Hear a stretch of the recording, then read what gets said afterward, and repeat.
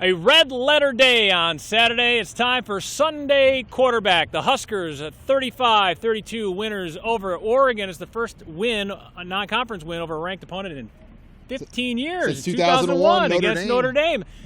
Sean, I got to ask you about this atmosphere. This was one of the better ones I can ever remember. Yeah, for a 2:30 game especially. I mean, night games, I think, bring their own element. But for a 2:30 game, very rarely does the hype, the game itself, the ending of the game, the performance of the Huskers, you rarely get kind of all four boxes checked. And today delivered that for Nebraska with how they played this game and the way the crowd brought it, the emotional swings, and how Nebraska answered with their backs against the wall. The Armstrong touchdown run was huge, but the fourth down throw to Jordan Westerkamp might have been the biggest play of the game because their backs were really against the wall there. Westerkamp had somewhat not been a factor in the second half, and Tommy had been hurt, and he makes a throw there that won the game. Yeah, 4th and 9, you're referring to that play, and the Huskers did have all their timeouts left. They could have punted. Mike Riley said nope.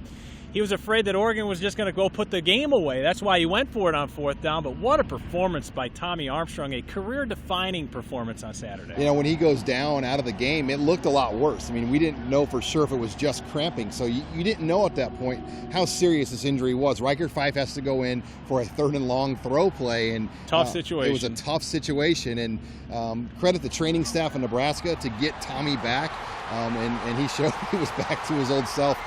Probably the best touchdown run maybe in his entire career at Nebraska. Yeah, Tommy Armstrong telling reporters after the game he had to take an IV on the sideline. Normally they rush you back to the locker room. And he drank pickle juice. And Pedialyte. Anyone with children knows what Pedialyte is, and it does not taste, well, it's an acquired taste. Let's just leave it to that. All right, let's talk about where this team was at, though, right before the end of the first half. Now, the Huskers are down 13, and they fail to move the ball. They actually give the ball back. I mean, think about that for a second. Oregon had the ball, and then things kind of changed around right before half for the Huskers. Yeah, it's at 20-7, and you're kind of wondering, you know what? It just doesn't have a good feel. The running game isn't working.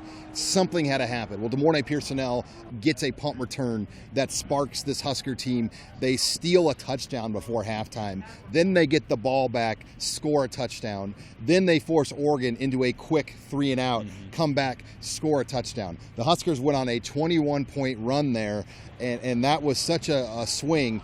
They rushed for 90 yards, Andy, in the third quarter after only rushing for 62 in quarters 1 and 2. So there were so many swings, and I thought Nebraska, just the steady hand composure of Mike Riley rubs off on this team. And so many times in these big games under the previous staff, composure would be lost, and we just don't see that with a Mike Riley team at Nebraska. Mike Riley said that's really what he was most happy with, is how his kids kept in it and kept their composure. And you mentioned the running game. Divino Zigbo, he was terrific in that third quarter, 13 carries for 63 yards. All right, 3-0.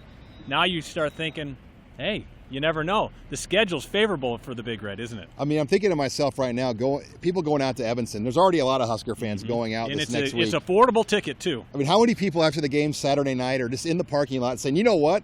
Let's just go. Yeah. We're going to drive out to Evanston. We're going to make a road trip out of it. Chicago, Huskers are 3-0 right? at Chicago.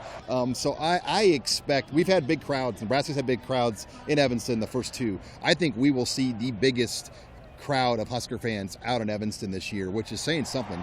And you look at the schedule, man. 7-0 over. I'm getting way ahead of myself. Way ahead of myself here, but 7-0.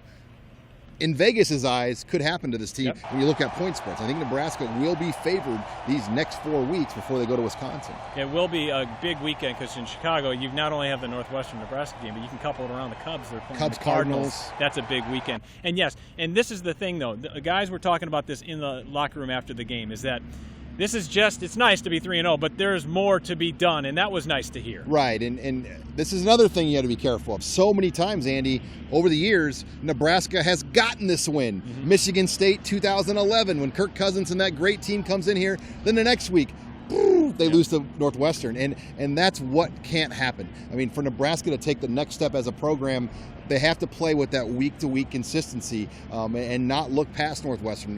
We know Northwestern's good, so Nebraska cannot look past Northwestern. This was a 10-win team a year ago. Yep. Stacking success, that will be the key moving forward. The Huskers, 3-0 so far. They'll play at Northwestern, 6:30 kickoff at Ryan Field in Evanston. The game will be televised on the Big Ten Network.